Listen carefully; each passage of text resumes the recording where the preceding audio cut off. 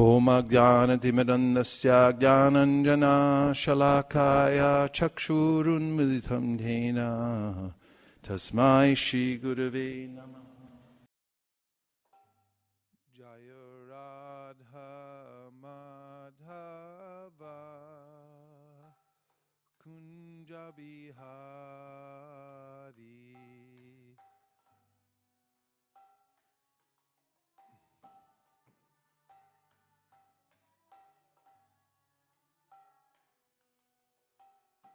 Radha Madhava Kunja Bihari.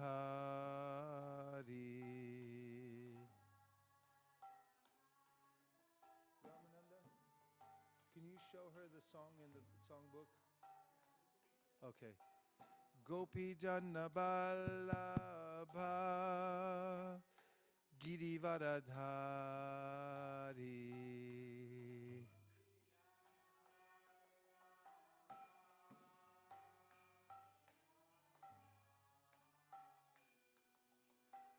Gopi Janna Vallabha Girivaradhari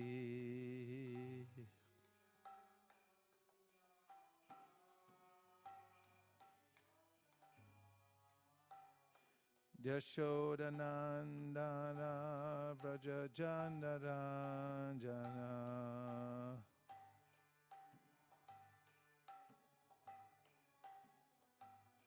Yashodanandana Vraja Jandaranjana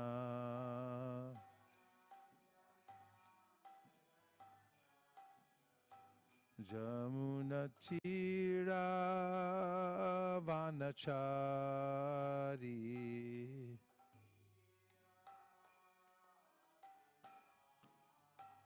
Jamunatira Vanachari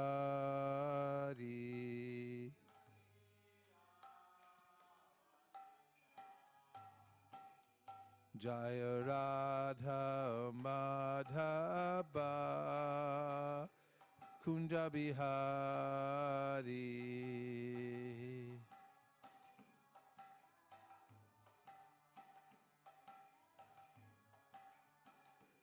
Jaya Radha Madhava Kunja Bihari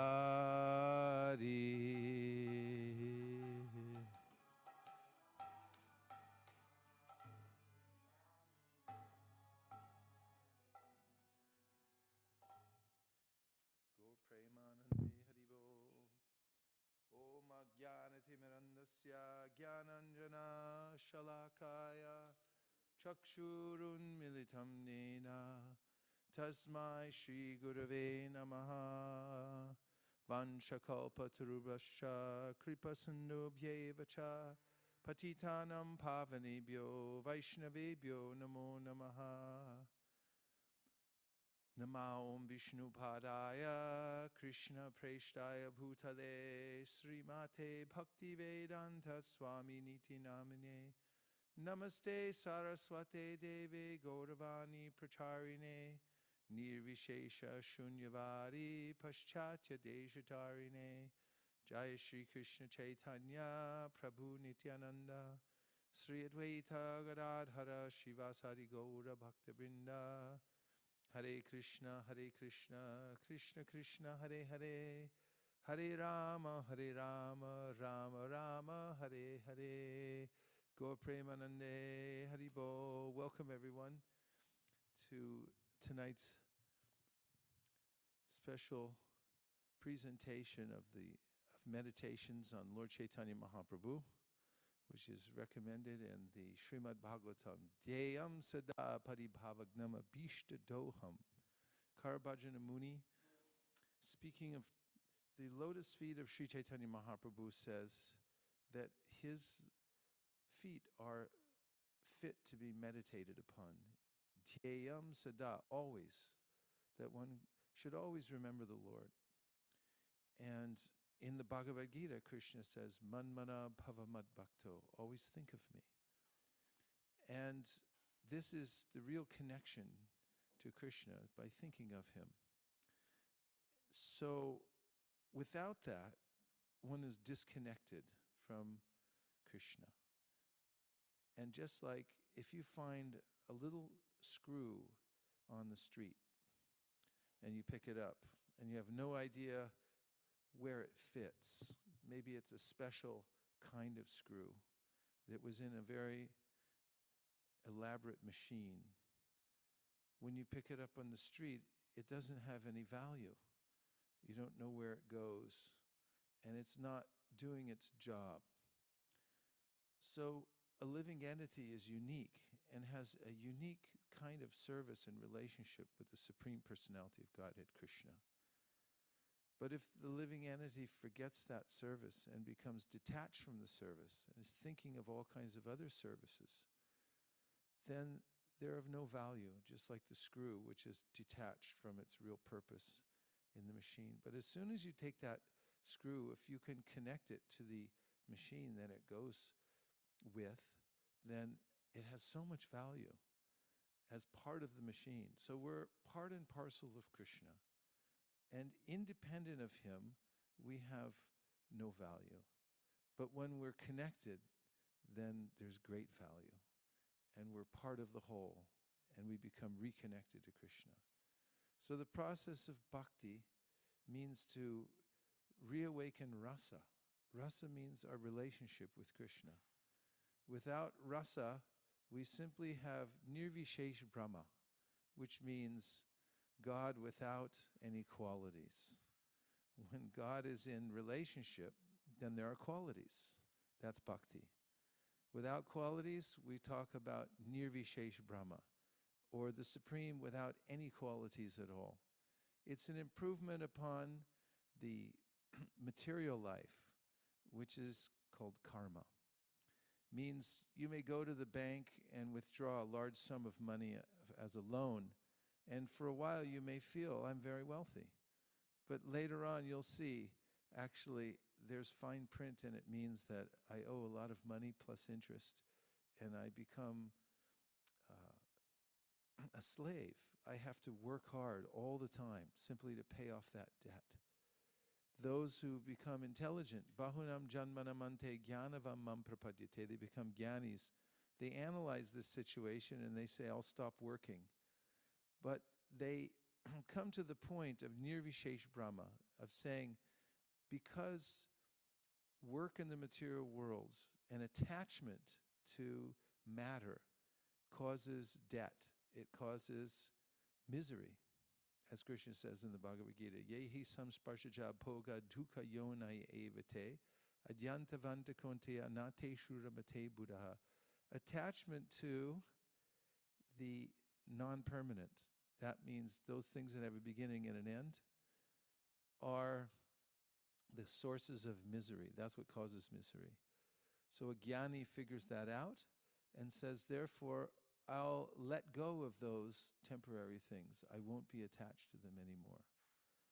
And this results in a kind of ananda or happiness. But Rupa Goswami describes how this kind of happiness is like a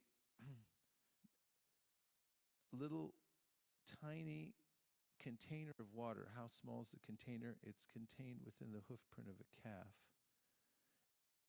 to the ocean. And the ocean is God with qualities.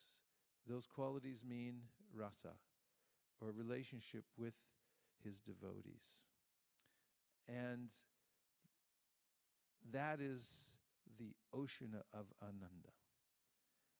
And Chaitanya Mahaprabhu has come to teach this.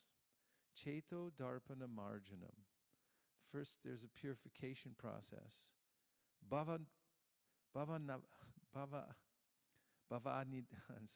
Chait Bhava Mahadavagni means that the forest fire of material existence is extinguished. We're burning in a fire here. One thing after another, we're harassed because of our mind, our previous attachments in our mind. The world of our mind imprisons us and obligates us to so many kinds of activities. But through the process that Chaitanya Mahaprabhu has brought, the Sankirtan, Cheto Darpana Marjanam, that mirror of the mind becomes cleansed, and Bhava Mahadhavagni Nirvapanam, the forest fire of material existence is extinguished. That's nishta, or steadiness in devotional service. The fire's out, but there's still smoke. Definitely still smoke, but the fire's out. No more burning from that. And after that comes the taste and the actual life of rasa, or exchange with the Supreme Personality of Godhead. Emotion, which in the material world is spent on temporary objects, temporary relationships, which simply cause us misery. But when invested in the Supreme Personality of Godhead, then they have value. And becoming reconnected to that Supreme Personality of Godhead through rasa is the goal of bhakti, as taught in the Sri Bhakti Rasamrita Sindhu by Srila Rupa Goswami, that there's a practice through which one comes to this point of reawakening that emotional attachment to Krishna and practical relationship. In the beginning, one's practicing because the emotion isn't there, so one goes through the motions externally. And later on, the emotions are there, and they push one to act in a certain way.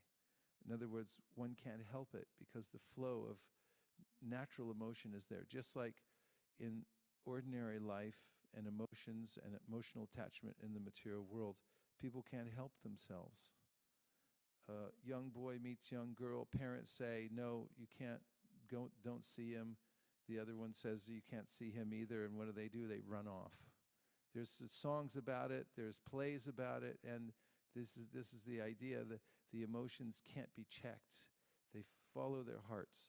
And in the spiritual world, in the spiritual side, when the emotions for God begin to awaken, then the material world is left behind. There's no more consideration. So one simply leaves behind the material world. In the meantime, there's a way in which Chaitanya Mahaprabhu told some of his followers who are still obligated to the material world that you can't run away so easily. You have to stay in your position and at the same time remember Krishna. Krishna says the same thing in the Bhagavad Gita. Tasmat sarveshu kaleshu mamanusmara yujyacha mayarpita mano buddhir mami vaishyatya samshayaha. That at the same time you're fighting, Arjun, remember me. And this is a general instruction for everyone. Fighting means doing your duty in this world, but at the same time you have to remember Krishna. And in one sense, this is compared to the Parakiya Ras. The Parakiya Ras means the highest conception of love for God in the spiritual world, where the gopis are thinking about running away with Krishna every night, leaving behind their families, their duties, everything. There's no consideration whatsoever. So similarly, one who's entrapped in material life, but whose desire to serve the Supreme Personality of God has awakened. Mahaprabhu suggested that such persons are like a housewife who does all her duties, but at the same time is thinking of running away with the lover. That's the absorption. So a person in Silicon Valley working in a high-tech company, that could happen. That scenario might be there somewhere.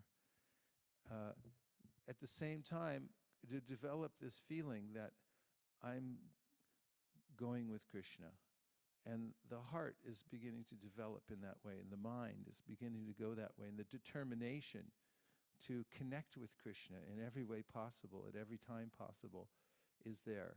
And that person may be intensely thinking about Krishna, even though still obligated to do his or her duty in the material world.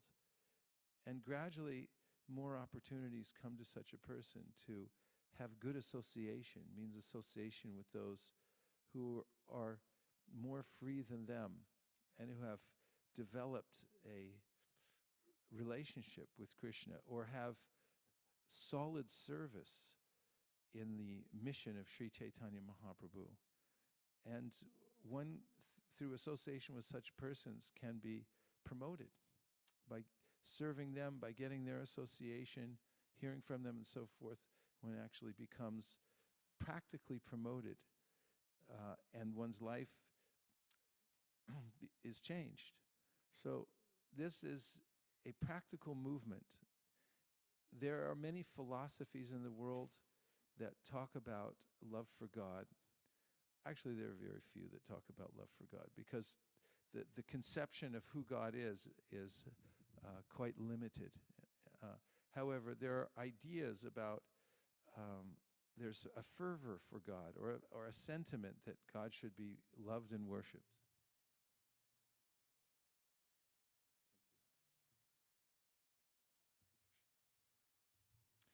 But how far can one go? The limit, or I should say the unlimited nature of this pursuit is given in the Sri Chaitanya Charitamrita. This is the appearance of Sri Chaitanya Mahaprabhu, showing the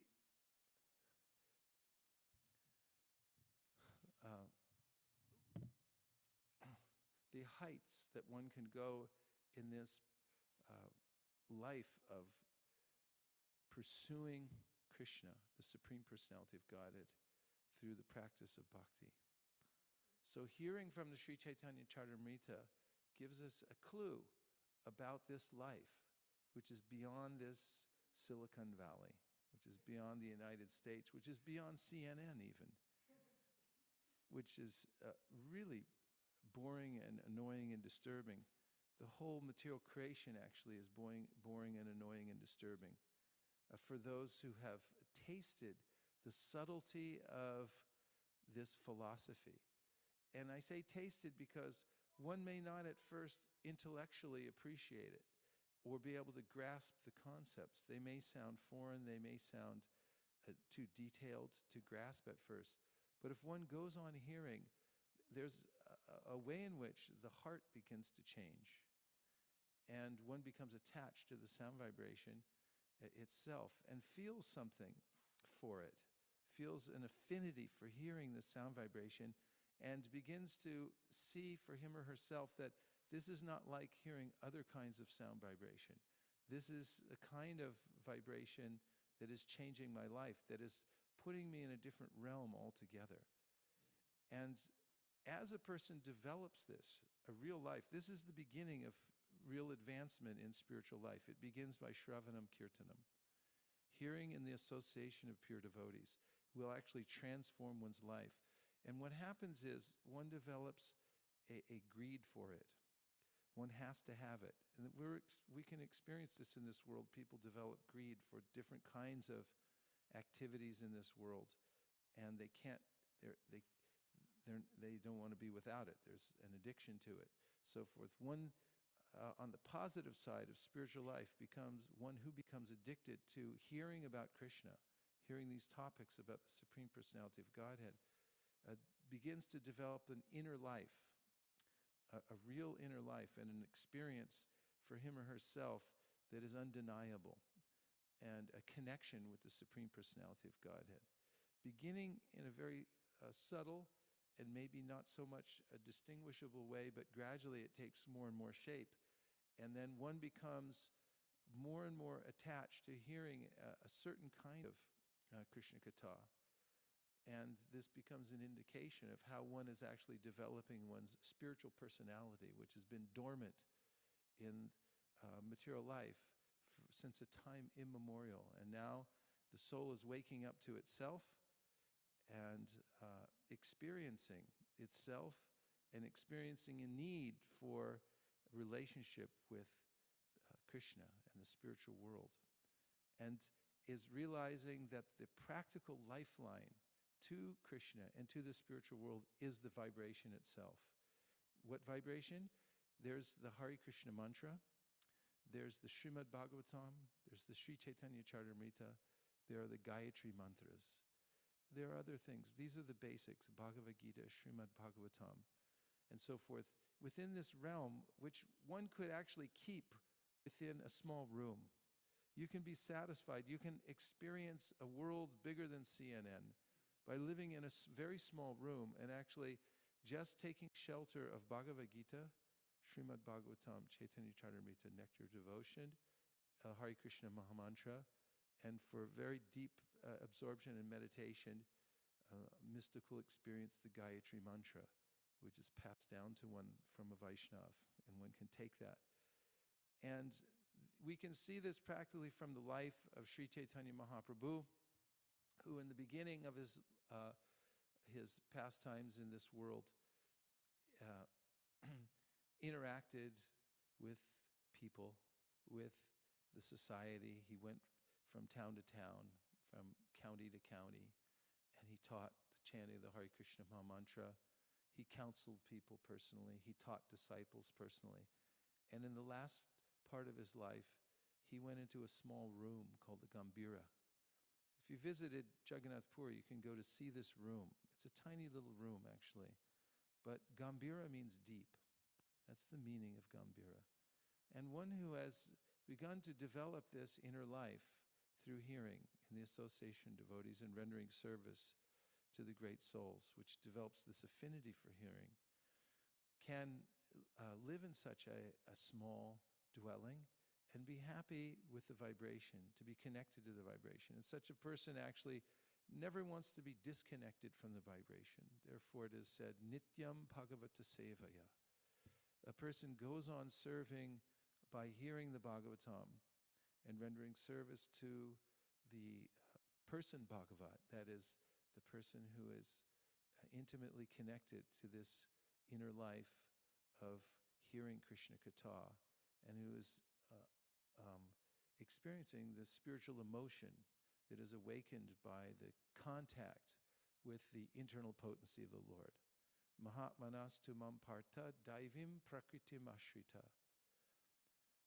Bhajantya nanya manaso gyatva bhutatim aviyam. Krishna says in the Bhagavad Gita that a person who becomes a great soul, and one becomes a great soul by serving great souls and by hearing from them, takes shelter under the internal potency of the Lord. And as we heard last night, that internal potency of the Lord is coming from Srimati Radharani in the spiritual world.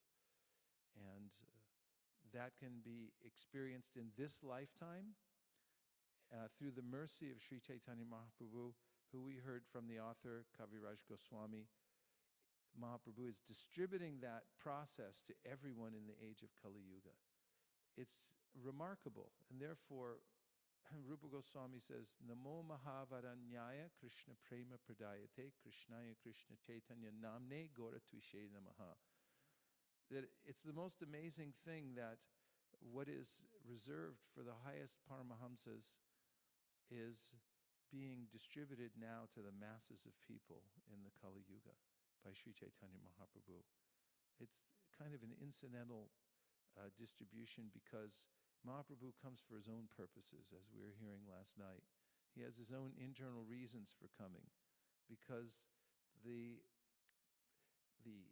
purpose of God is to enjoy, He's the supreme enjoyer. And he always is expanding his enjoyment. And when he sees that his devotees are enjoying more than he's enjoying, then he thinks, well, I have to have that too, because I'm the supreme enjoyer. They can't enjoy more than me. And therefore, he comes as his own devotee to taste what his devotees are tasting. He can't taste himself because he's the object of their love. And therefore, he comes as a devotee. He comes. That means that's Krishna, but he's as a devotee, and then he becomes the one who's serving and thinking of himself. This is quite profound, actually. And in the process, incidentally, he distributes it to everybody else. It just happens to be the time when the Yuga Dharma is going to be distributed, but there's something extra.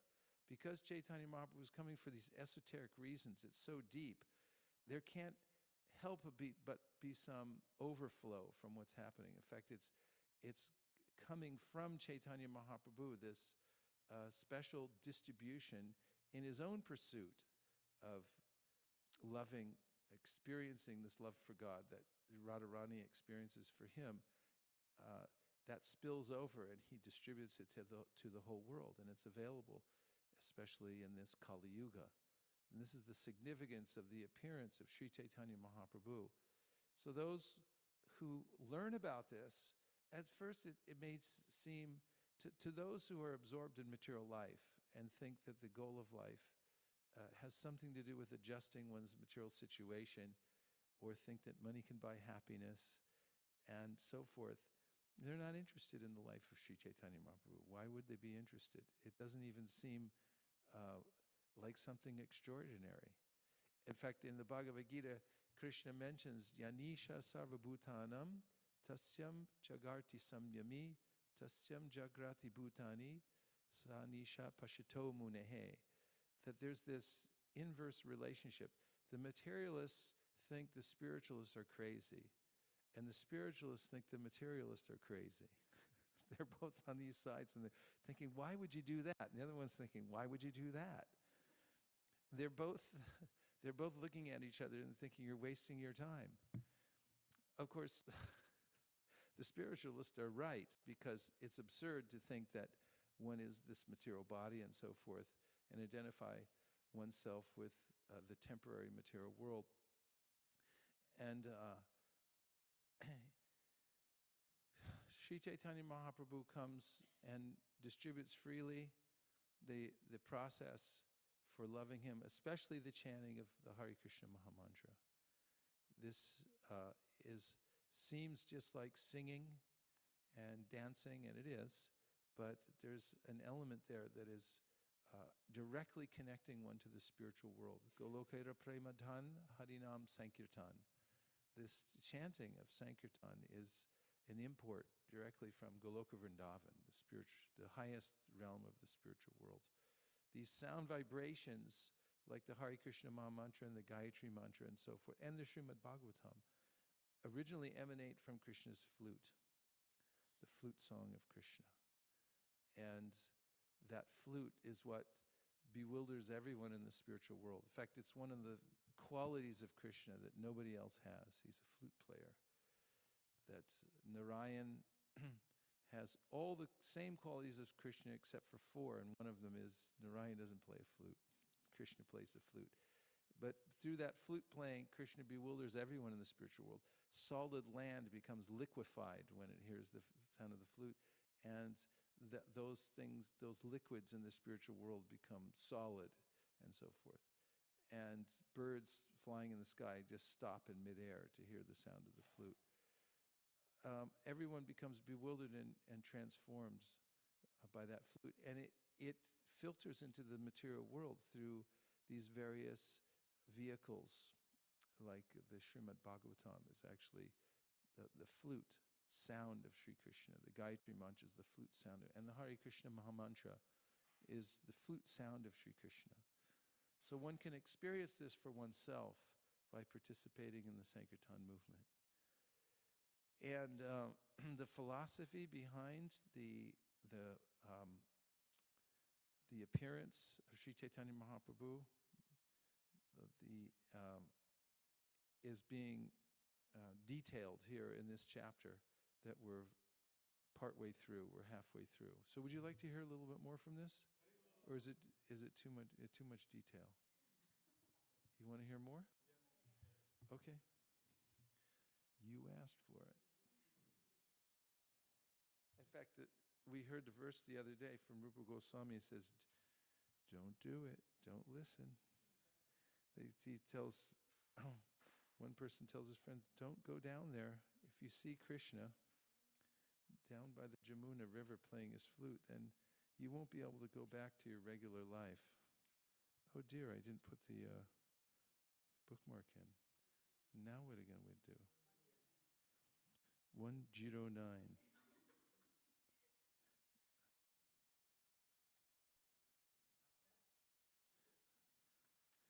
It's chapter 4, 109. Adi Lila. You all ready? But not much?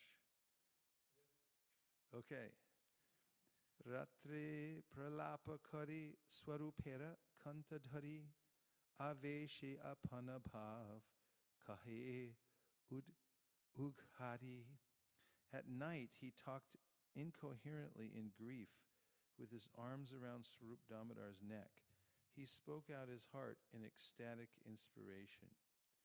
Jabije bhav ute prabhurantar she giti shloke shuka dena dhamodar. Whenever a particular sentiment arose in his heart, Swarup Damodar satisfied him by singing songs or reciting verses of the same nature. Ebe karya nahi kichu e shabichare age iha vivariba karya vistare. To analyze these pastimes is not necessary now. Later I shall describe them in detail. Formerly in Vraj, Lord Krishna displayed 3 ages, namely childhood, boyhood, and adolescence. His adolescence is especially significant. Parental affection made his childhood fruitful. His boyhood was successful with his friends. In youth, he tasted the essence of rasa, fulfilling his desires in pastimes like the rasa dance with Srimati Radhika and the other gopis. In his youth, Lord Krishna made all 3 of his ages and the entire universe successful by his pastimes of amorous love like the rasa dance. Lord Madhusudana enjoyed his youth with pastimes on autumn nights in the midst of the jewel-like milkmaids. Thus he dispelled all the misfortunes of the world. This is a verse from the Vishnu Purana. Lord Krishna made Srimati Radharani close her eyes in shame before her friends by his words relating their amorous activities on the previous night. Then he showed the highest limit of cleverness in drawing pictures of dolphins and various playful sports on her breasts. In this way, Lord Hari made his youth successful by performing pastimes in the bushes with Sri Radha and her friends. This is a verse from the Bhakti Rasamrita Sindhu of Srila Rupa Goswami. So it's important and noted that one begins hearing about the pastimes of Krishna in the 10th canto by going through the various cantos of the Srimad Bhagavatam, first canto, second canto, third canto, fourth canto. In the second canto, for instance, of the Bhagavatam, Srila Shukadev Goswami speaks about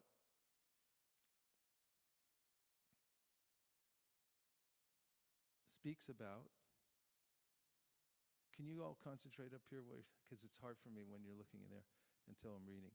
That he speaks about the universal form of the Lord and how we're intimately related with Krishna through the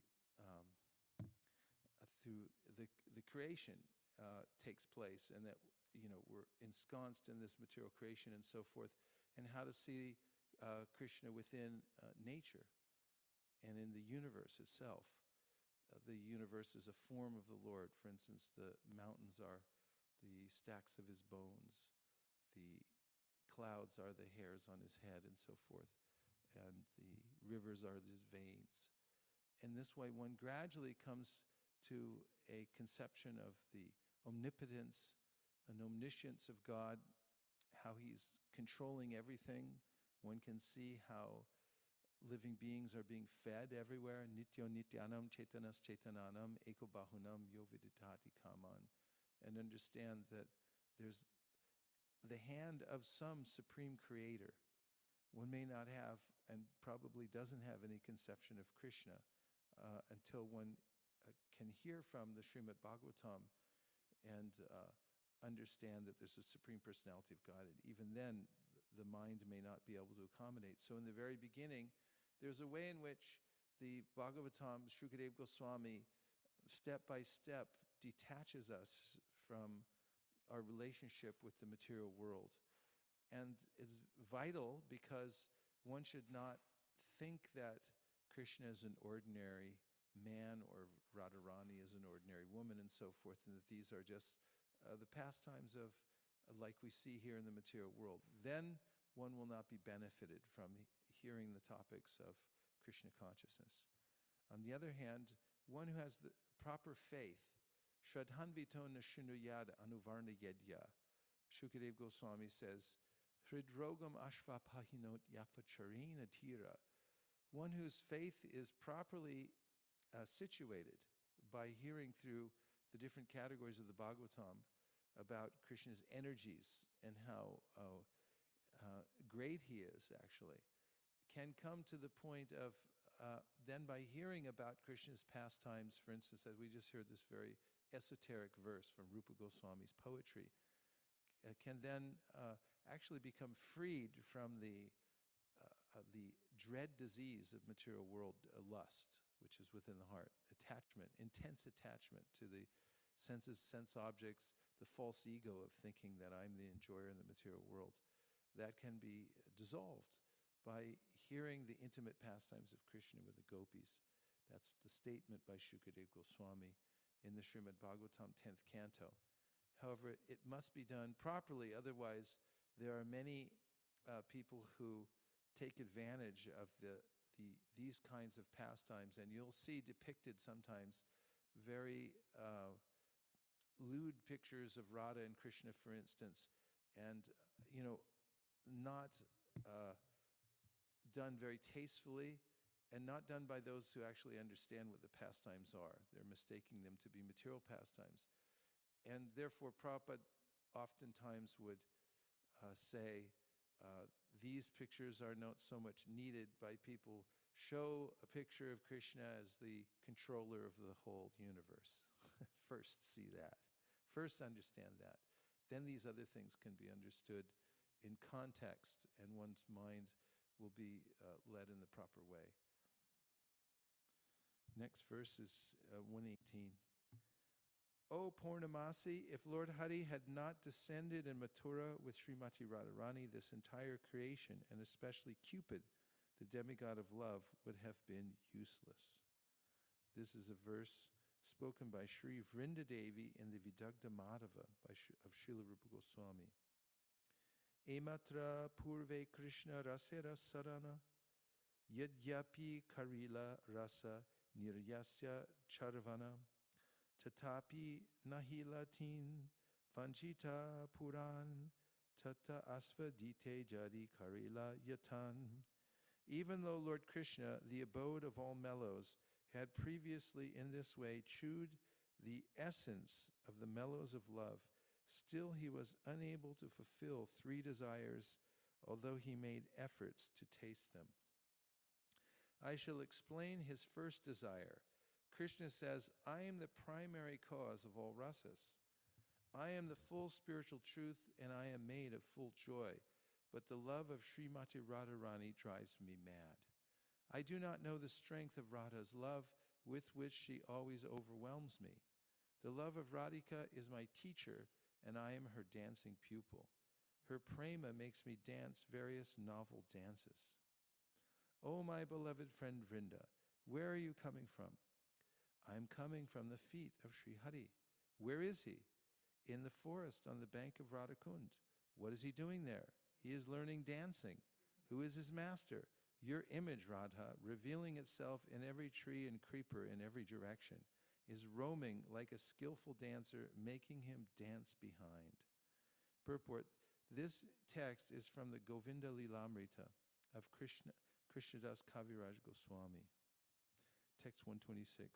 Whatever pleasure I get from tasting my love for Srimati Radharani, she tastes 10 million times more than me by her love. Just as I am the abode of all mutually contradictory characteristics, so Radha's love is always full of similar contradictions. Radha's love is all-pervading, leaving no room for expansion, but still it is expanding constantly. There is certainly nothing greater than her love, but her love is devoid of pride. That is the sign of its greatness. Nothing is purer than her love, but its behavior is always perverse and crooked. All glories to Radha's love for Krishna, the enemy of the demon Mura. Although it is all-pervading, it tends to increase at every moment. Although it is important, it is devoid of pride. And although it is pure, it is always beset with duplicity. This is a verse from the Dana Keli Kaumati of Srila Rupa Goswami. Sri Radhika is the highest abode of that love, and I am its only object.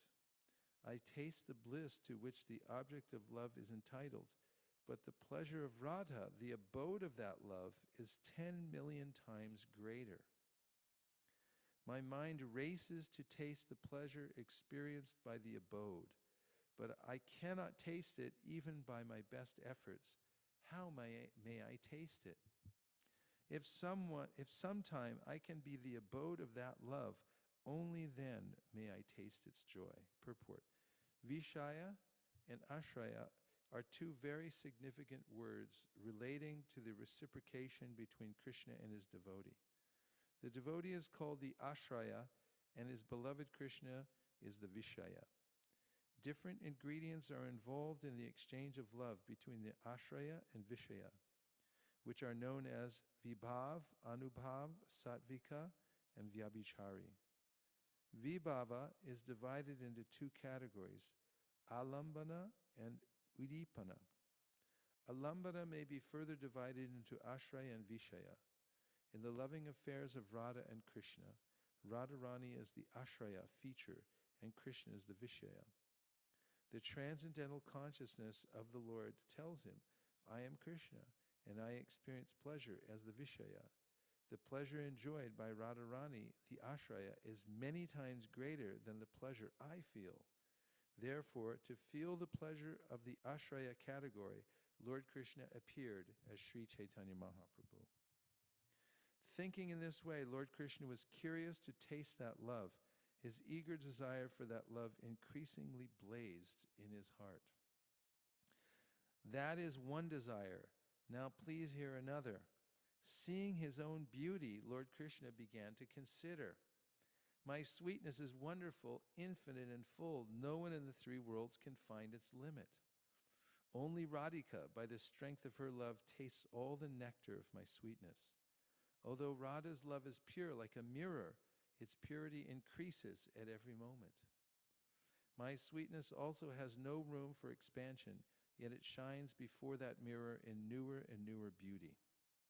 There is constant competition between my sweetness and the mirror of Radha's love.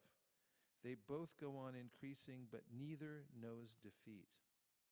My sweetness is always newer and newer. Devotees taste it according to their own respective love. If I see my sweetness in a mirror, I am tempted to taste it, but nevertheless I cannot. If I deliberate on a way to taste it, I find that I hanker for the position of Radhika. Purport. Krishna's attractiveness is wonderful and unlimited. No one can know the end of it. Srimati Radharani alone can relish such extensiveness from her position in the Ashraya category. The mirror of Srimati Radharani's transcendental love is perfectly clear, yet it appears clearer and clearest in the transcendental method of understanding Krishna. In the mirror of Radharani's heart, the transcendental features of Krishna appear increasingly new and fresh. In other words, the attraction of Krishna increases in proportion to the understanding of Srimati Radharani. Each tries to supersede the other. Neither wants to be defeated in increasing the intensity of love. Desiring to understand Radharani's attitude of increasing love, Lord Krishna appeared as Sri Chaitanya Mahaprabhu. Text number 146. Who manifests an abundance of sweetness greater than mine, which has never been experienced before and which causes wonder to all? Alas, I myself, my mind bewildered upon seeing this beauty, impetuously desire to enjoy it like Srimati Radharani. Look up the word impetuous, please. Purport. This text is from Lalita Mahadeva 834 of Srila Rupa Goswami. It was spoken by Lord Krishna when he saw the beauty of his own reflection in a jeweled fountain in Dwarka. So now I want you to meditate on Krishna seeing his own reflection in a jeweled fountain in Dwarka, and I'm going to read the verse again. Do you have the image in your mind? And here's Krishna thinking, Who manifests an abundance of sweetness greater than mine, which has never been experienced before and which causes wonder to all? Alas, I myself, my mind bewildered upon seeing this beauty, impetuously desire to enjoy it like Srimati Radharani.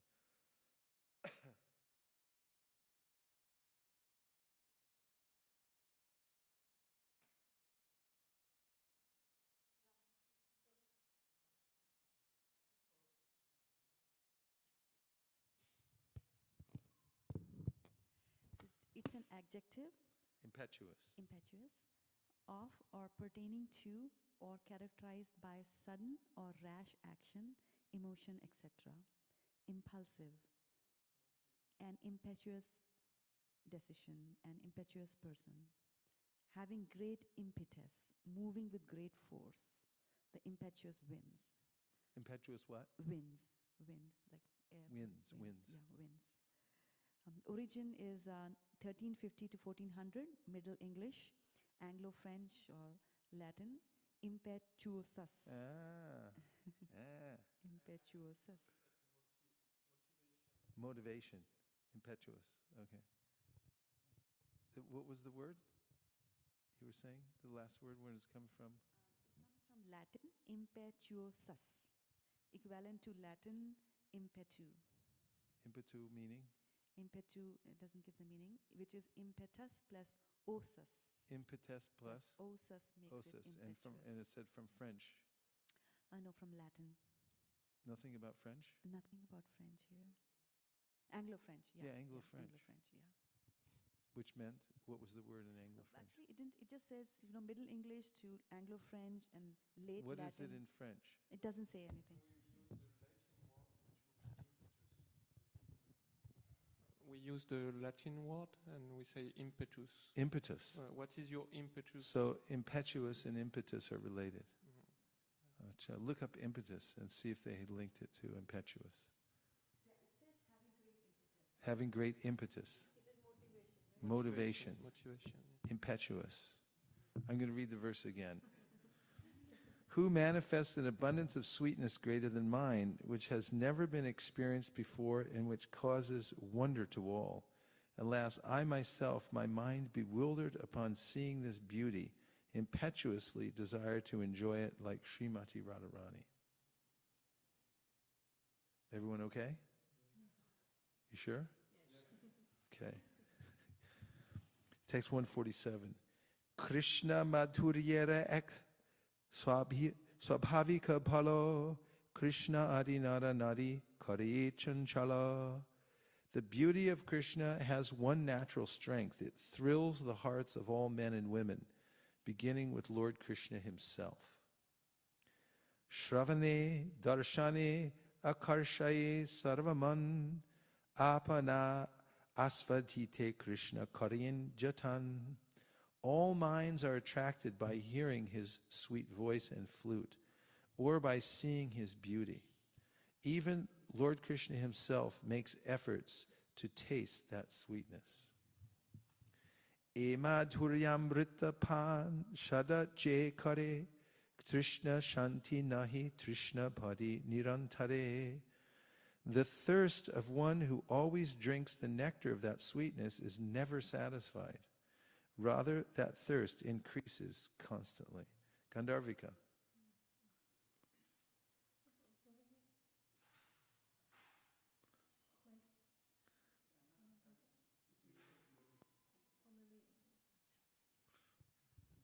My question is, because if we say anything is beautiful, like maybe Miss Universe or something, like they are beautiful, everybody. Infinite beauty. But everybody agrees, or a rose or something, everybody agrees that it's beautiful and everybody gets attracted. But Krishna's sweetness is so great, but why is it that we are not attracted? Like for some people only he's so much attracted. Why does a pig like to eat stool and not halava? Answer that and you'll have the... Pigs don't like halava. Or maybe they do.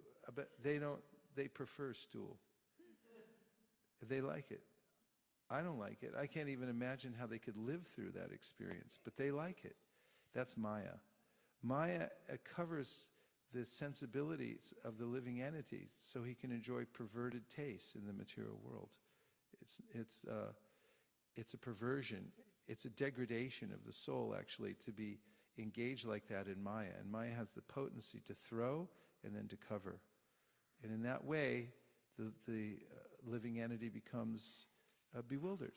But when uncovered from that contamination by the modes of material nature, one has different tastes. Even in the different modes of material nature, the tastes are distinctive. In fact, Krishna enumerates them in the Bhagavad Gita, like in chapter 18. He talks about, and chapter 17, he talks about the different tastes that living entities have for different kinds of food, for different kinds of work, for different kinds of, and you could, it can expand it to anything, to music and so forth. And the taste that one these are all perverted tastes. But as one's senses become purified, Anyabhilashita shunyam jnana karmanyanavritam anukulyena krishnanushilanam bhaktirujate. And Anyabhilashita, the other verse is sarvopadiva nirmuktam tatpratvena nirmalam rishikena rishikesha sevanam bhaktirujate. There's a way in which, when the senses are purified through the process of bhakti, one begins to serve the master of the senses, and the real taste begins then, and one really relishes a taste in that sense. All the other tastes become insignificant and actually not just uninteresting, but even to some degree repulsive to those their senses are becoming purified.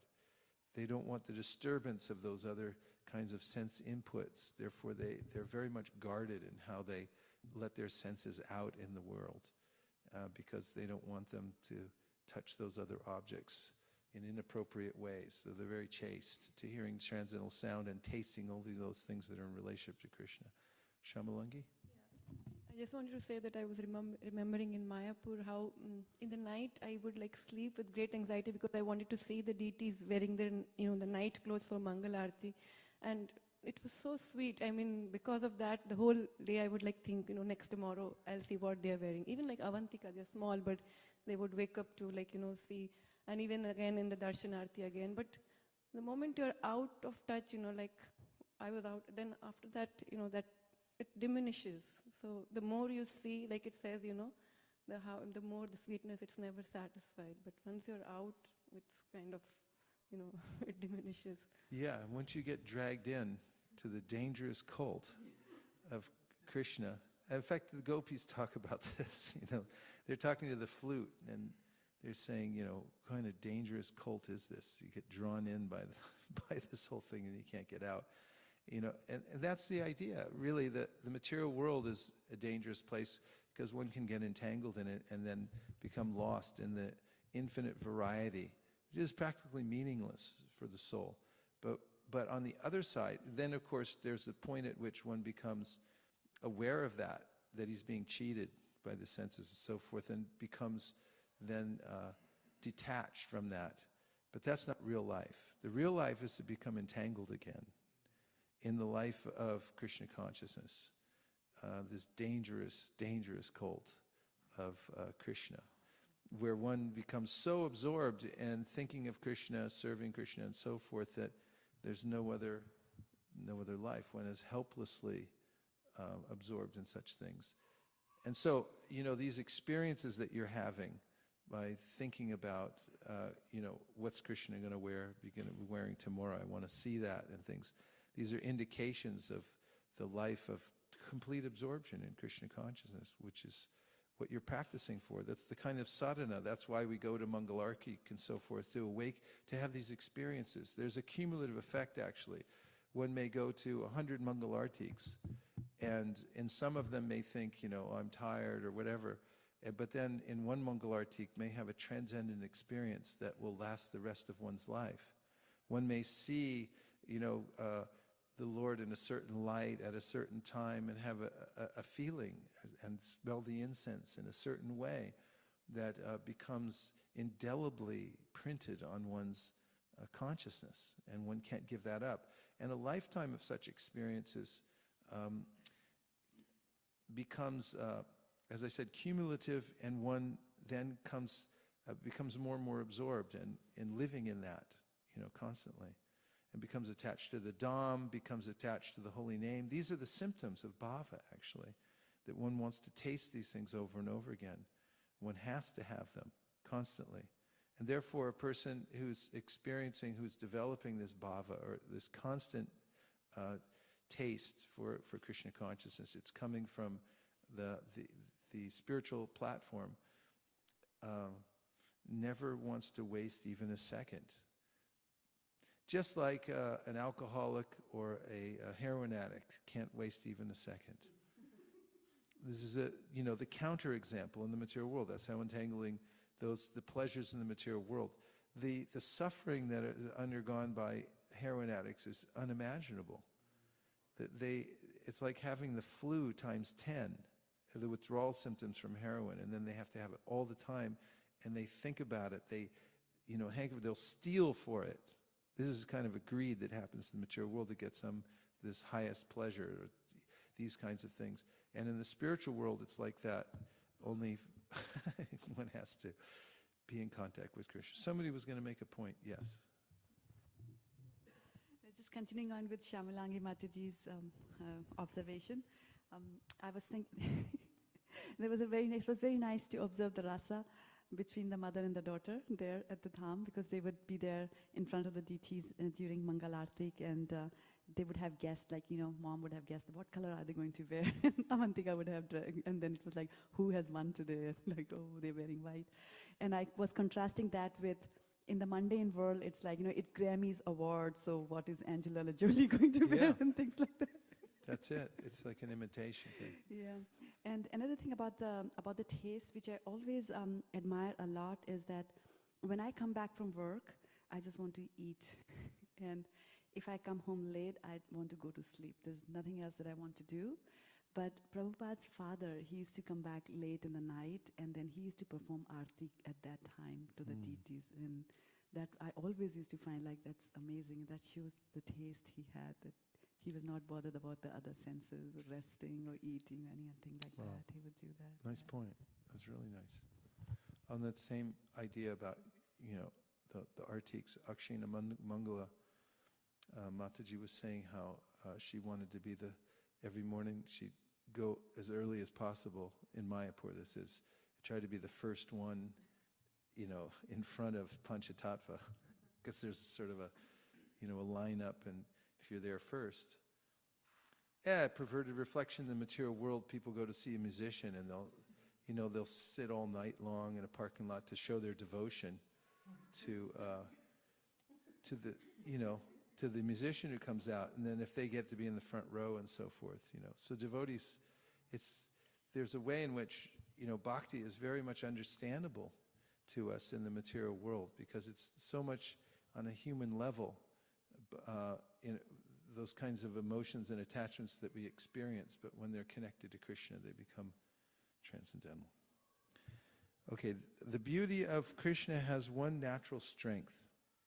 It thrills the hearts of all men and women, beginning with Lord Krishna himself.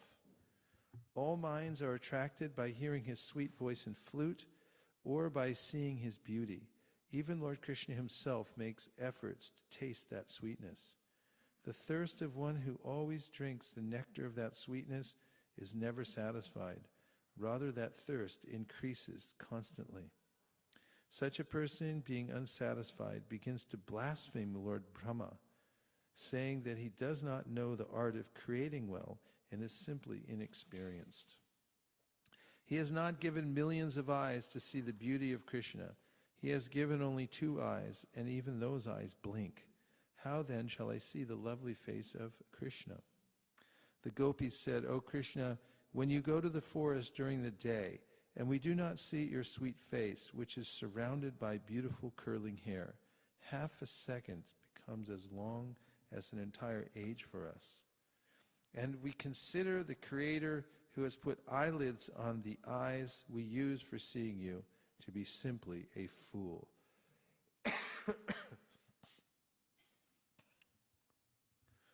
Gopyascha Krishnam upalabhya chirad abhishtam yet prekshane drishishu pakshma kritam shapanti drigbiridi kritam alam parirabhya sarvas tad bhavam apur api nitya yujam durapam. The gopis saw their beloved Krishna at Kurukshetra after a long separation. They secured and embraced him in their hearts through their eyes, and they attained a joy so intense that not even perfect yogis can attain it.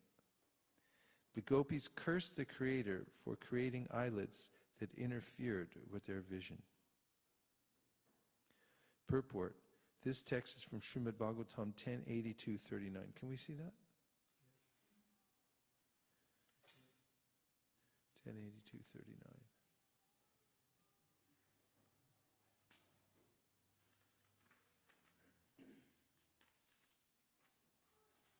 Keep going. I want to see if there's a purport.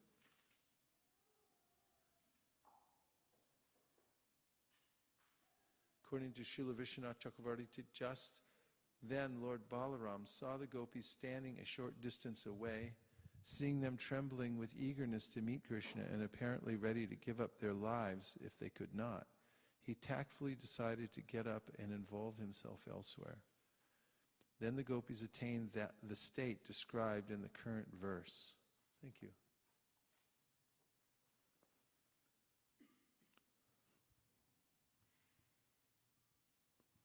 In referring to the gopis' intolerant disrespect of Lord Brahma, the creator of eyelids, Shukadeva Goswami is giving vent to his own subtle jealousy of the gopis' favored position.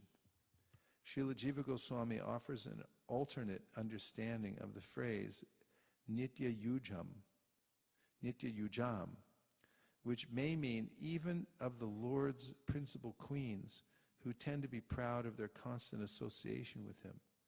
In Krishna, the Supreme Personality of Godhead, Srila Prabhupada writes, quote, because they had been separated from Krishna for so many years, the gopis, having come along with Nanda Maharaj and Mother Yashoda, felt intense ecstasy in seeing Krishna. No one can even imagine how anxious the gopis were to see Krishna again. As soon as Krishna became visible to them, they took him inside their hearts, through their eyes, and embraced him to their full satisfaction. Even though they were embracing Krishna only mentally, they became so ecstatic and overwhelmed with joy that for the time being they completely forgot themselves. The ecstatic trance which they achieved simply by mentally embracing Krishna is impossible to achieve even for great yogis constantly engaged in meditation on the Supreme Personality of Godhead. Krishna could understand that the gopis were wrapped in ecstasy by embracing him in their minds, and therefore, since he is present in everyone's heart, he also reciprocated the embracing from within.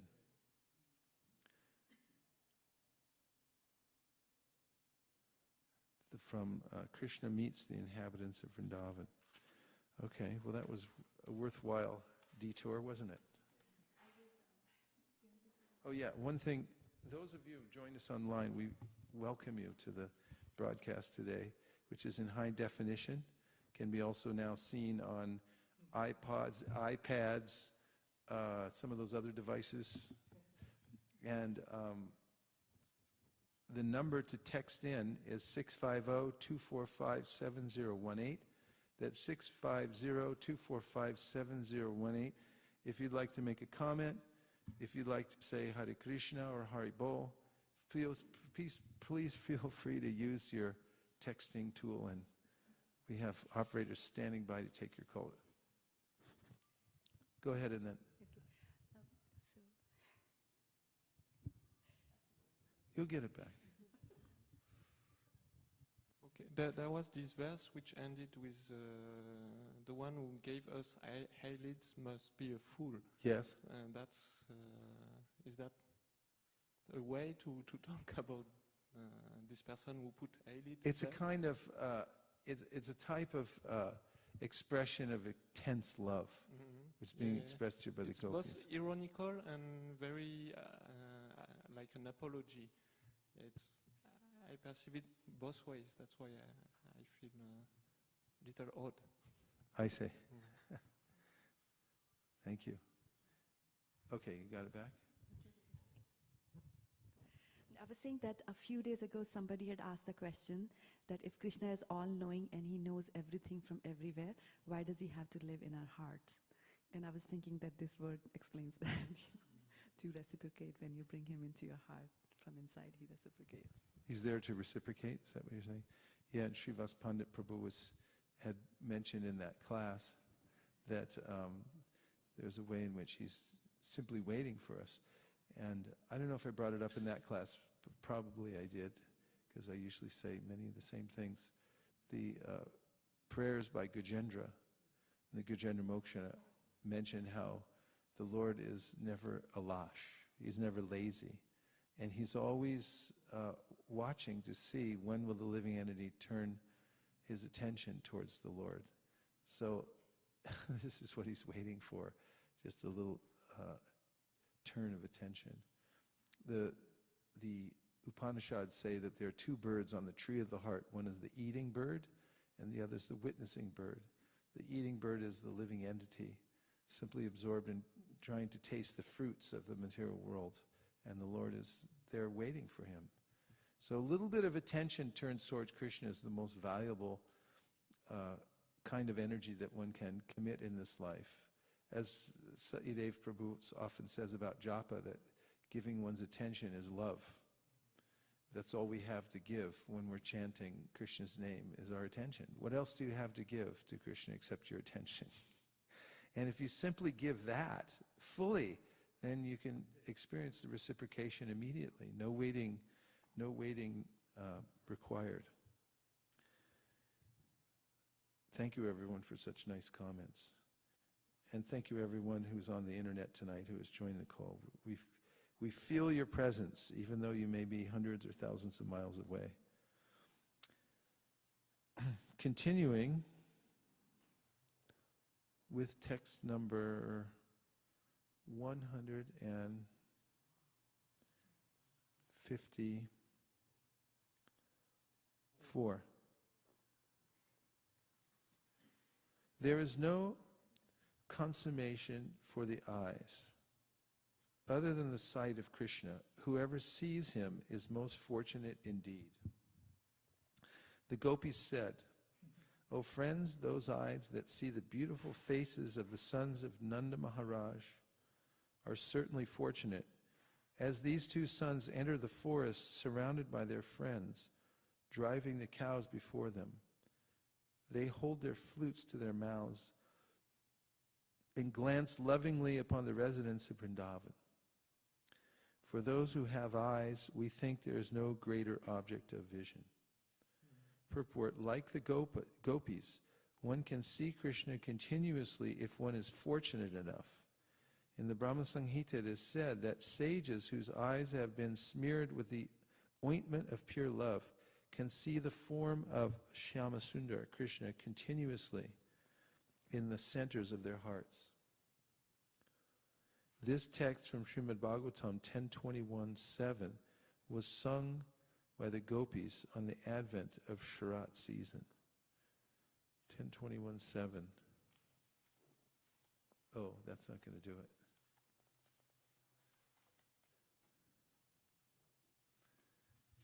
You have to get it down so quickly that you can beat Ramananda Saka.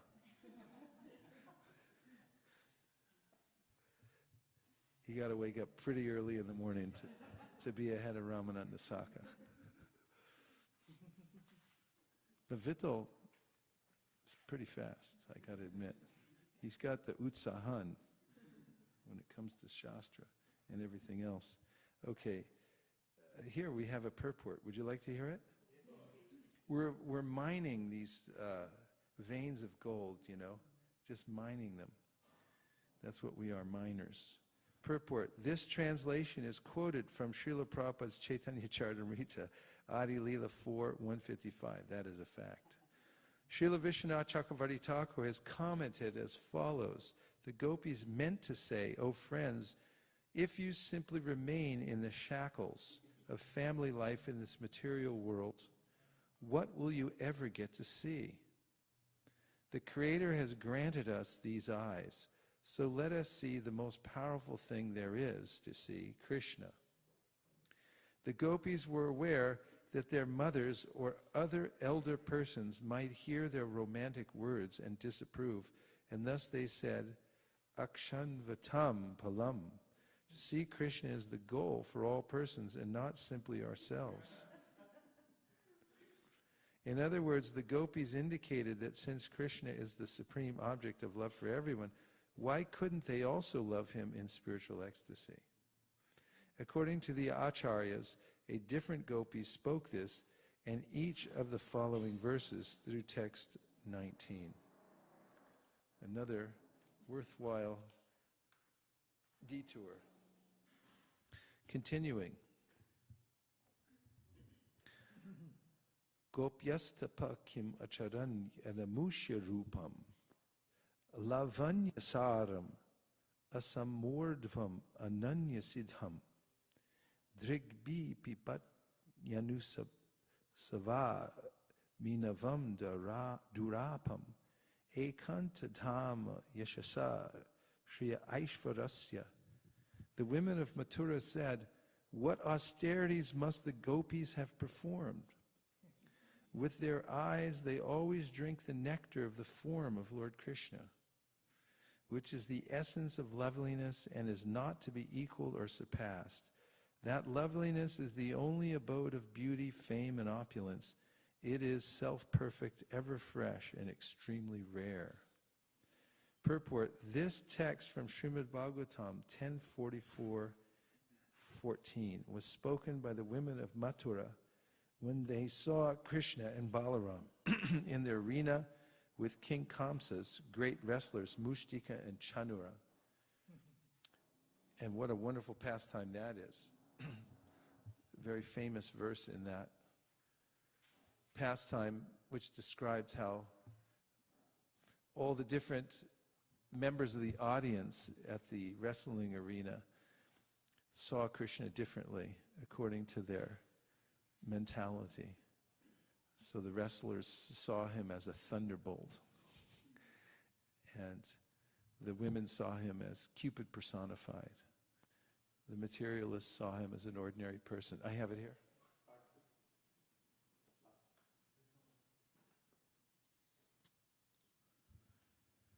$10:44:14.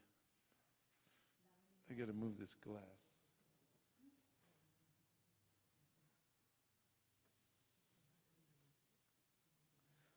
You know, Sanatana Goswami, when he called in sick, this is what he did all day long. 10:44?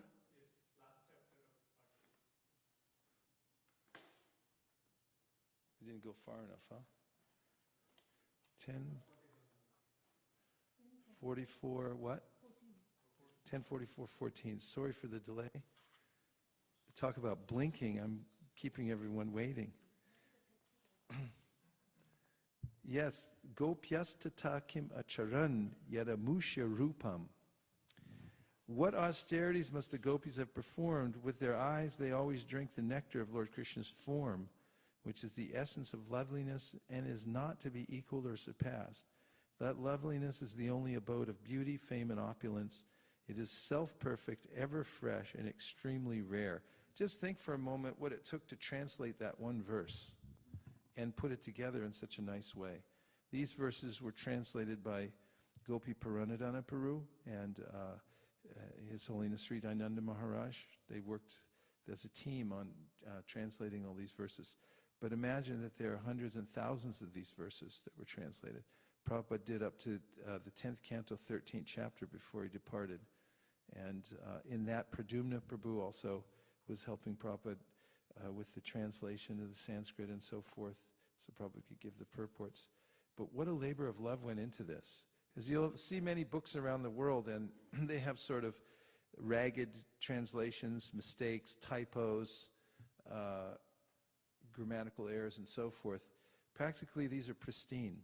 Prabhupada gave an order that every time a book was published, the editors should go through and make sure that all the mistakes were corrected. This was the system. And Pradyumna, who was the head editor, used to keep a book. And obviously, of course, before digital technology and so forth, everything was done analog. And so people would write in, and they would say, there's a mistake on such and such a page and such a verse. And then they would keep, Pradyumna, as by Prabhu's order, kept this book. And he kept a list of all these mistakes. And then when they would publish the next book, they would correct all the mistakes and so forth. And that was the system. So you see, this is the result. And of course, even now, sometimes people find, a typo here, a typo there that gets fixed by Prabhu's order. The purport you've all been waiting for. The word meanings and translation for this verse are from Srila Prabhupada's Chaitanya Charitamrita Adi 4.156. Correct.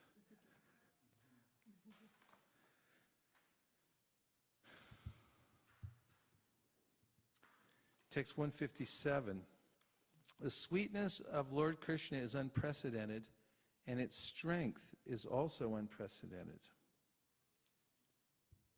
Simply by one's hearing of such beauty, the mind becomes unsteady. Lord Krishna's own beauty attracts Lord Krishna himself, but because he cannot fully enjoy it, his mind remains full of sorrow. This is a description of his second desire. Now please listen as I describe the third. This conclusion of rasa is extremely deep. Only Swarup Damodar knows much about it.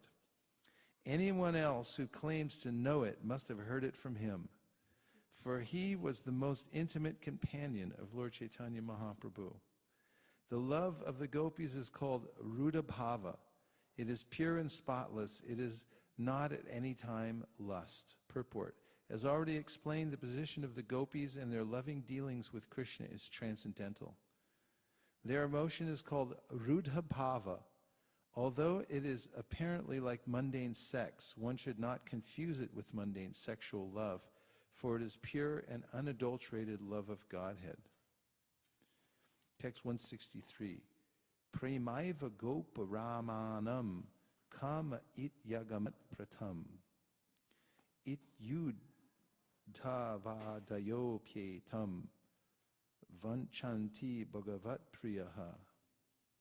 The pure love of the gopis has become celebrated by the name lust. The dear devotees of the Lord, headed by Sri Uddhava, desire to taste that love.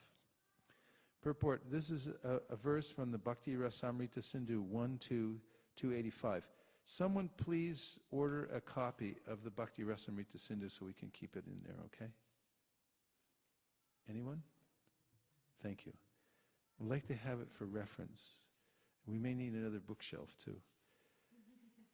Lust and love have different characteristics, just as iron and gold have different natures. The verse, Kama prema donhakara vibhina lakhana lauha aro hema jaiche swarupe vilakhana. Lust and love have different characteristics, just as iron and gold have different natures. Purport.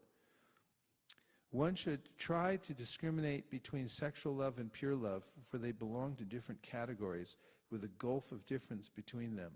They are as different from one another as iron is from gold. And here's a famous verse, which everyone can memorize. Atmendriya priti vancha tari balikam krishnendriya priti icha dhari premnam. Atmendriya priti vancha tari balikam krishnendriya priti icha dhari premnam.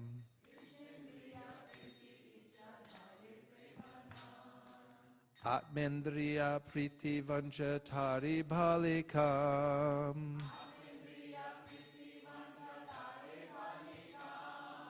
Krishnendriya priti icha dhari premnam. Atmendriya priti vanchatari bhalikam. Krishnendriya priti ichadari premnam. Atmendriya, Atma Indriya Priti, for the pleasure of one's own senses. Vansha, desires. Tari, to that. Bali, I say. Kam, lust. Krishna Indriya Priti, for the pleasure of Lord Krishna's senses. Icha, desire. Dhari, holds. Prema, love. Nam, the name. The desire to gratify one's own senses is kama, lust. But the desire to please the senses of Lord Krishna is prema, love. Purport. The revealed scriptures describe pure love as follows. Sarvata dhvanksharahitam satyapi dhvankshakarane. Yadbhava bandhanam yuno sa prema parikirtitaha. If there is ample reason for the dissolution of a conjugal relationship, and yet such a dissolution does not take place, such a relationship of intimate love is called pure.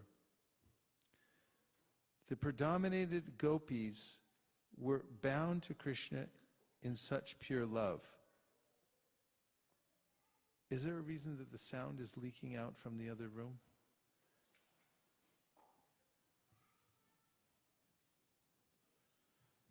The predominated gopis were bound to Krishna in such pure love. For them, there was no question of sexual love based on sense gratification. Their only engagement in life was to see Krishna happy in all respects, regardless of their own personal interests. Keshav Bharti Maharaj likes to give the example of Krishna in Dwarka, that if Krishna would, they were careful not to talk about Vrindavan. Any of the residents, previous residents of Vrindavan, like Purnamasi, who was there in Dwarka when Krishna was there. You'll find this in various scriptures, but especially we have access to the Brihat Bhagavatamrita. But if Krishna would overhear any kind of katha about the residents of Vrindavan, then he would basically lose it, because he was, although in Dwarka, always thinking about the residents of Vrindavan. And at one point, he reveals to his queens that the only reason I married you was because you remind me of the gopis of Vrindavan. And as Keshav Bharti Maharaj points out, ordinarily, if a woman heard that, from a husband, it's like, yeah, you remind me of such and such, that's why I married you. They would become disconsolate. However, these women became, happy that they were able to serve Krishna in some way. This is the difference between lust and love. It's not that I'm offended, my false ego is now offended because of being regarded like that or disregarded, but because I had some use to you, therefore. We hear in the last verse of the Shikshashtakam, Shlishava padaratam pinashtumam adarshana marmahatam korotu va. Yata tata va vitatap lampato prana natastus eva napara. This is a verse spoken by Srimati Radharani through the mouth of Sri Chaitanya Mahaprabhu, in which he's expressing this idea that if Krishna is attracted to someone else, then she'll make arrangements. Actually, anyway, it's a detailed subject matter. But the point is that there's no personal impetus, no personal sense gratification. It's all about how Krishna will be fully satisfied. What I was going to say, and I'll finish the thought, is that sometimes Srimati Radharani will then dissuade Krishna from going elsewhere because she knows that he can only be happy with her. And that's why she does it, that her motivation isn't because she's the one being left out. And this is the nature of selfless love that's being described here. Okay. Where was I? The author of Sri Chaitanya Charitamrita? The author of Sri Chaitanya Charitamrita asserts with authority that sexual love is a matter of personal sense enjoyment. All the regulative principles in the Vedas pertaining to desire for popularity, fatherhood, wealth, and so on are different phases of sense gratification. Acts of sense gratification may be performed under the cover of public welfare, nationalism, religion, altruism, ethical codes, biblical codes, health directives, fruit of action, bashfulness, tolerance, personal comfort, liberation from material bondage, progress, family affection, or fear of social ostracism or legal punishment. But all these categories are different subdivisions of one substance, sense gratification. That is one of the most profound sentences in Prabhupada's purports, relating to the verse in the very beginning of the Chaitanya Charitamrita, Dharma Projita Kaitavotra Paramo Nirmatsaranam Satam, which is from the Srimad Bhagavatam, in which Sutta Goswami says this book completely rejects Projita. There's no iota of idea of cheating here. And cheating means any kind of self-interest or thing related to oneself that may come out in the guise of these various titles. And I'll read the list again because it kind of, in a very sort of random way, covers so many aspects. Acts of sense gratification may be performed under the cover of public welfare, nationalism, religion, altruism, ethical codes, biblical codes, health directives, fruit of action, bashfulness, tolerance, personal comfort, liberation from material bondage, progress, family affection, or fear of social ostracism or legal punishment. But all these categories are different subdivisions of one substance, sense gratification. And Prabhupada used to tell the story about how Krishna had a headache, and he asked Narada for some foot dust because he said, that's the only medicine that will cure my headache. And Narada felt like, you're kidding, right? So he told Narada, go out, ask some of my devotees for the foot dust. And Narada went out and they all said, ha ha, no way, that's got to be, a joke. And he came back to Krishna and said, okay, I get it. You were just testing everyone to see, right? They wouldn't give it. They passed the test, right? And Krishna said, now go ask the gopis of Vrindavan. And they immediately said, oh, okay. And Narada was surprised. He said, don't you know it's an offense? You go to hell for that. And they said, we don't care. It cures Krishna's headache. We go to hell. It's fine with us. So this is the mentality of one interested in satisfying Krishna's sense. Vittal Prabhu.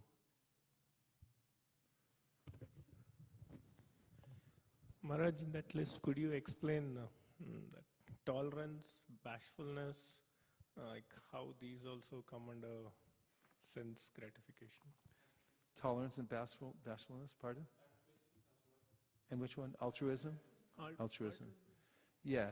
Srila Bhaktisiddhanta went into this frequently and in detail about altruism and other other features of sense gratification in the guise of helping others. That one's easy for you, right? In the guise of helping others, one may at the same time be number one, simply looking for the subtle gratification that, oh, I'm helping other people, something like that. And at the same time, he emphasized that because it comes in the guise of helping others, and it's not actually helping them, and he gave frequently the example of saving the coat of a drowning man, that along the lake people raised the alarm that there's somebody drowning in there. So the strong man comes along and says, oh, I'll save him. And he jumps in, and there's all this thrashing in the water. And then the strong man comes back and he says, there, I got him. And he holds up his coat. And everyone said, what did you do? And he said, I got him. I saved his coat. So compare this, you can feed somebody over and over again and do so many things for the physical body, but if you have no conception of the soul, then this lulls the person into thinking that actually something's being done, or it looks like something's being done. And in some ways it's almost worse, because there's the appearance of doing good, but actually nothing has been done to solve the problem, which is that the person is deeply attached to the material world and unaware of his real relationship with Krishna, and so forth. So just see if we can touch on was bashfulness? Bashfulness and tolerance. Yeah, for the sake of being tolerant. For instance, Yudhishthira in the Battle of Kurukshetra, he had all these qualities, truthfulness, tolerance, and so forth. And Krishna wanted to win the war at any cost, basically. That was his desire. And ultimately, samsadir haritoshanam, and one must please Hari. Otherwise, what's the use of it? And so he asked Yudhishthira to tell a little lie, and he wasn't willing to do it. So there are yogis who may have all kinds of tolerance and so forth, but when it comes to actually giving up that sense of tolerance for the sake of, for instance, maybe protecting a devotee who's being blasphemed or something like that. This is simply for sense gratification, that I want to be known as a tolerant man. I don't want to become angry. But Hanuman became angry when Ravana had stolen Sita. And someone would say, oh, a sadhu never becomes angry. But there's no greater sadhu than Hanuman. Hanuman's the greatest. He's fantastic. He's such a great devotee. Hanuman's beautiful. But he became intolerant when there was an insult to Mother Sita. But somebody else, out of a sense of sense gratification, may say, no, I won't go there. I'll be tolerant, and so forth. Om Shanti, Shanti, Shanti. This is real thing. But the real thing actually is beyond that. It's the emotion to serve Krishna under any circumstance. It cannot be misused. It should not be misused. One should understand that one should not lose one's anger and then say, oh, that's for Krishna. I offer that to Bhagavan now. That's not proper either. One has to be judicious and very careful as far as, claiming these kinds of things, but be aware of that principle. Lavanya.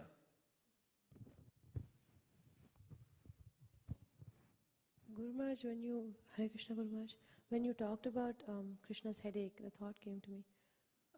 Krishna is detached. He is the ultimate detached person. At the same time, he is the enjoyer. Is he also the sufferer? Do we cause him pain? Well, mention different kinds of suffering that Krishna undergoes. One is mentioned in the Chaitanya Charitamrita in relationship to Krishna seeing the soul's suffering in the material world separated from him. And Haridas Thakur knows this. He knows this secret, that actually Lord Chaitanya had this sense of suffering and anxiety because of seeing the conditioned souls lost in the material world. And therefore he says, my Lord, I will alleviate your suffering by spreading the Krishna consciousness movement. This is one of the reasons that going out to chant Hare Krishna in the streets, to go shop to shop and sell books and so forth, and invent ways to, help people to come up in their Krishna consciousness is a very intimate service. One becomes very close to Krishna. As he says in the 18th chapter of the Bhagavad Gita, that there's no one in this world more dear to me than the person who, teaches others, teaches my devotees about Krishna consciousness. And so the devotees, Prabhupada said, know this secret, that ultimately the purpose of creation is to save these poor fallen living entities. So that's a case in which Krishna suffers. Also, Prabhupada mentions, it's a paradox, and it's, it's not like Krishna suffers like an ordinary person, but in the story of Varaha, when Hiranyaksha is insulting Varaha, it's mentioned that he bristled, probably literally, where the word came from, bristling. And Prabhupada mentions that he's sentient, he's a living being. Therefore, he was rankled by this insults by Hiranyaksha, part of his pastime, but nonetheless, these emotions are there in the Supreme Personality of Godhead. He's the source of all these emotions. So obviously, if we have them, he has them. Okay? Maharaj, few verses ago you had also read that. Pardon? Few verses ago you had read that Krishna is not able to understand the joy that Radha feels, so his heart is full of sorrow. Yeah. Experience the feeling. What was that? Yeah, you were all just Cannot agreeing. taste his beauty fully, Yeah, sweetness. yeah. Keep going? Yeah, interesting list, isn't it? That is one of the most interesting lists of what is sentiment. Biblical codes. Okay, but all are different subdivisions of one substance, sense gratification. All such good acts are performed basically for one's own sense gratification, for no one can sacrifice his personal interest while discharging these much advertised moral and religious principles. But above all this is a transcendental stage in which one feels himself to be only in an eternal servitor of Krishna, the absolute personality of Godhead. All acts performed in this sense of servitude are called pure love of God, because they are performed for the absolute sense gratification of Sri Krishna. However, any act performed for the purpose of enjoying its fruits or results is an act of sense gratification. Such actions are visible sometimes in gross and sometimes subtle forms. Jai Gopal, how do you like all this? Good? Okay. The object of lust is only the enjoyment of one's own senses, but love caters to the enjoyment of Lord Krishna, and thus it is very powerful. Social customs, scriptural injunctions, bodily demands, fruit of action, shyness, patience, bodily pleasures, self-gratification, and the path of varnashram dharma, which is difficult to give up. The gopis have forsaken all these, as well as their own relatives and their punishment, have forsaken all these, as well as their own relatives and their punishment and scolding, for the sake of serving Lord Krishna. They render loving service to him for the sake of his enjoyment. And actually mentioned in the Bhagavatam, when Krishna played his flute, the gopis just ran. They didn't consult one another. That, are you going? Are you going? That they just all went. And then they saw, oh, you're here. Everyone's here. They heard the flute. And that's the kind of group that you want to join. You follow your heart as you're being pulled, and then you meet the other devotees, say, oh, you're here too because of this, right? This is why you came. Oh, 3 hands. Whoops. Okay. 1, 2, 3. Go ahead. So Prabhuji, somebody might do Krishna consciousness, and maybe if they go whatever the limit it is that's set by the family or something, then the same thing happens, like you're doing too much Krishna consciousness. Too much Krishna consciousness. Or means Is that like when they say in India, they say, you're too much nice? Yeah, like that. Like that. Then, because even like some people leave and they take, and the parents become more morose, and they say that Leaving is not a result of too much Krishna consciousness. but relatives like maybe doing together at the same time, legs on both sides. So some people say that because of that reaction, the pain that you caused for your loved ones, even though they are not devotees, does that come back and affect our Krishna? Is that also not Jivadaya? Because is it considered we are doing for a higher cause? But how can I say that? No, you're not. These kinds of debts and obligations are not considered according to Shastri. Devarshi bhutatnam nrinam pitrinam nakinkaro nayam rani charajan sarvatmarayam sharanam sharanyam gato mukundam paryahritakartam the Shastra says that you have so many obligations and debts, but if you completely surrender to Krishna, you're not held for those debts anymore. You're no longer a debtor. Krishna absolves all those things, absolves you of these debts. And I have a practical example of this. When I went to deliver my parents' ashes, they died when you're separate from each other, and my mother held on to my father's ashes. And so then she died a year later, so then I had both of them. So I took them both to Vrindavan to put into the Jamuna. And when I arrived there, I met one of my god sisters and her husband, who had brought, she had brought her mother's ashes. And so we had some discussion about the circumstances under which our parents had departed the world. And she told me her story about how she had joined the movement as a young woman and fully neglected her family, as all good Hare Krishnas did in those days. And some of her siblings had taken exception to this. She's from a Jewish family, and there's a strong sense of family there. And one of her brothers had disowned her, said, "You never visited Mom. You know, you never came. We did everything." And then in the last few months of this devotee's mother's life, she went home. That is, the devotee went home to take care of her. And nobody else wanted to. They couldn't do much. They came to see and things like that. And this happens often. People who are absorbed in the family relationship, when the dying chapter comes, it's very traumatic and nobody knows exactly what to do or to say. It's very awkward, actually. Very awkward. Like, how do you talk about it? And, you know, even there's practical things that you have to do. Like, you have to talk about, do you have a living will? Do you want to be resuscitated if you incapacitated, and all these kinds of things? It's hard to bring up sometimes in these situations. And so the other relatives couldn't take care of the mother as much as this devotee did, because she had prepared her whole life for this. And she did it in such a loving way, and she and her mother bonded in such a deep way, that after her mother passed away, that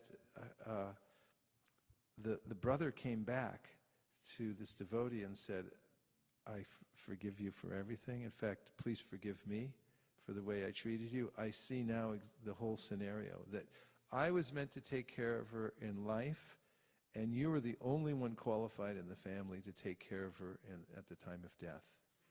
And I can understand now the value of what you've been doing your whole life, why you were doing it, and so forth." Death changes so many things. People who think they're part of a specific family and so forth begin to see that, we're moving on. We have to give everything back. Time comes and says, "Okay, give it back now. Whatever you thought you owned, you got to give it back," and so forth. So I'm just giving this as one example, but that it's a fact that if one actually surrenders one's life to Krishna and the pursuit of Krishna consciousness, not only does he or she become more valuable in the long run to everybody in society and in the family, but ultimately one becomes absolved of all these particular debts, and there's no reaction for that. In fact, one saves one's family from put, from hell. Putra is the name of the son who actually takes up Krishna consciousness, because he, after the demise of the relatives, saves them by his activities in Krishna consciousness. What is the use of trying to save the coat of a drowning person if one doesn't know about Krishna consciousness or take to it? What can they actually do to help their family anyway? Somebody in ignorance. Trishab? Hare Krishna, Prabhu. Prabhu, my question is about love. You were discussing that love is really to think about the desire and fulfill the desire of the beloved. So, like as an example, when a person is cooking prasadam, then the idea is that the food is being cooked for the pleasure of Krishna. So it's all for Krishna. But then we also take it like when we offer it, we also take it. So there's also this element of, that we offer it to Krishna, but we are also getting fulfilled in that love. So it's not just one way, it's like we are also part and parcel of the whole, and even though it's all for Krishna, we are also getting benefited by offering it to Krishna. So is that a good understanding? Yes. Very nice. Yeah. Very nice. Thank you. Beautiful. Hare Krishna Maharaj. In Bhagavad Gita, Krishna says that whatever actions a great man performs, the others follow. So he also mentions to Arjuna that, oh Arjuna, if I were not to carry out my my duties, the whole world would follow me, and I'll be the cause of unwanted progeny. He goes on like that. But when it comes to the dealings with the gopis, we see that there are, it's not as per the standard. So other people, when they look into it, they probably derive some other interpretation. Like for instance, when Krishna plays the flute, the gopis in the middle of the night would leave and run out. So how about setting the standards over there? How do we understand that? Well, first of all, any laws, Krishna is the supreme autocrat. He's independent of any laws or anything that is set up anywhere by anyone. He can act in any way he likes. That's one of the lessons, actually, that he can break his own laws. And at the same time, he's not breaking them. Because as Shukadeva Goswami points out in the chapter of the Rasa Dance, and Parikshit asks that same question at the beginning of the story of the Rasa Dance, because he has observed in the audience who are listening to Shukadeva Goswami that there may be some, stodgy old yogis in there that they may not get that part. They may be thinking, what's going on here? What kind of kata is this? We want to talk about Om Tat Sat. And, and so he asks that question, and Shukadeva Goswami answers that when a child plays with the shadow of his hand on the wall, or with his own hand, then, he's making puppets or something like that with his hand. What kind of enjoyment is that? And so he says, actually, the conception that these are other people's wives is completely erroneous anyway. They're actually Krishna's parts and parcels. They're really his eternal wives and so forth. And so there's a deeper understanding, and Krishna comes to reveal many levels of truth to the world. And as far as duty goes, you have him observing his duties as a grahasta in Dwarka and so forth. Or even when Lord Ram comes, it's almost painful how he follows his duties. Like, come on, nobody can do that. Only God could follow Dharma that strictly. But Krishna is different. He comes to show the lawless, supreme autocrat side of God, and then at the same time, it's explained how he is. There's no transgression. In fact, it's the highest morality of all, because God's simply claiming his own and for his own enjoyment. So that's why it takes some explanation. There's 9 cantos that come before the Rasa Dance, which explain how Krishna is the supreme controller and how everything's coming from him and so forth. If one doesn't understand that and thinks he's an ordinary person, someone may think, how is that? How is this? And so forth. But that ultimately is the highest morality, that God gets to do whatever he wants. And only one, who understands that really understands what morality is. I mean, otherwise, why Prabhupada brings out Lord Chaitanya Mahaprabhu was in Acharya Leela as a sannyasi. And even though he was a 24-year-old sannyasi, the other great sannyasis of the time shuddered when they saw the austerities and the strictness of Chaitanya Mahaprabhu's following of the sannyas dharma and so forth. Meanwhile, Ramya Kachit Upasana Vrajavidu Vargena Valkalpita. Lord Chaitanya Mahaprabhu said, there's nobody who follows or bhakti or yoga more than the gopis? Nobody. And so what's that about? He's the most strict in following the sannyas dharma. And here he's glorifying women and saying they're the highest, and they're running away from home and so forth in the middle of the night to join Krishna in the forest. And he's saying this is the highest dharma. So this is not understandable from an intellectual point of view.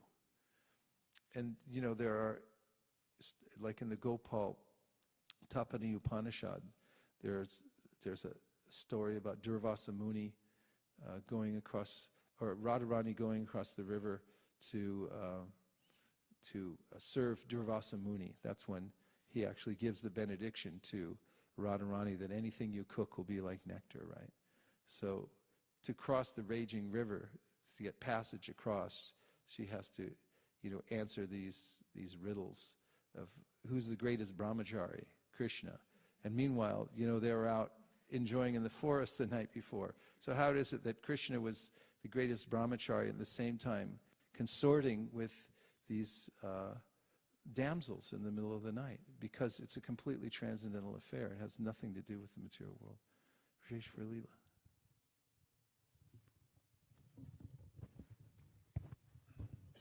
Sukeshwari, I'm sorry.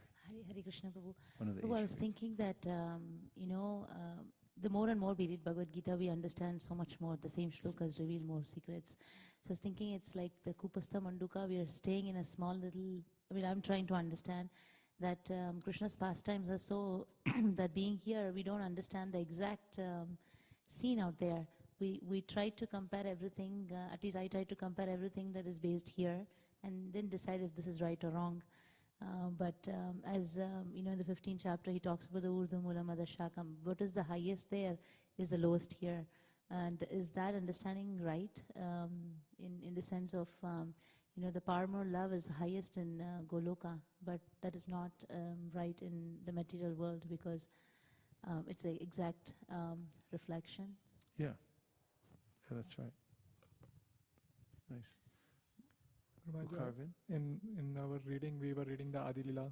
Then the verse that you quoted, and that verse comes that you told that 9 cantos are the 10th canto. That gives a lot of conviction. That Atra Sargo Visargo Chat, 2nd canto, 10th chapter, 1st and 2nd verse, in which Sukadeva Goswami himself tells that how the 9th chapter, then Asraya Tattva, the 10th canto is Asraya Tattva, which is describing the that how Krishna is the supreme. Yeah. That was very, very profound. You like that? Yeah. Okay, good. Mataji, remind me your name again. Hare Krishna, Prabhuji. I'm Deepti. Deepti. Yes. Okay, Hare Krishna. Can you please tell me, I have this, the question is not from this, what you told, it's a general question. I have heard from one guru, he told that being more than Satvika, we need to be Nirguna. What does that Nirguna mean? Nirguna means without qualities. So the gunas are, in the material world, sattva, rajas, tamas. These are the qualities, the material qualities. So nirguna means without qualities. And it means that the material world is comprised of these 3 gunas or ropes or modalities. And when one comes to the spiritual platform, there's a way that one rises above the 3 qualities of the modes of nature, is not attracted to anything that has to do with the makeup of these 3 modes of material nature. That means nirguna. Thank you. Without qualities. But there's a higher level, which it means that saguna Brahman. There's nirguna Brahman and saguna Brahman. So nirguna Brahman means the neutral position. If you look at a number line, you'll see there's negative numbers, and if you come up the number line, you'll come to 0. That's nirguna, 0. But if you keep going, you go into positive numbers. That's saguna Brahman. It means Brahman who has qualities. That means rasa. If you, Krishna without rasa means nirguna Brahman, nirvishesh Brahman, no distinction. But when you get into rasa, Krishna exchanging with his devotees, then there's unlimited qualities in the exchange of love. Krishna, that's who Krishna is. He's a lover. And then you are actually in the positive realm, the spiritual world, which is not only beyond Hare Krishna.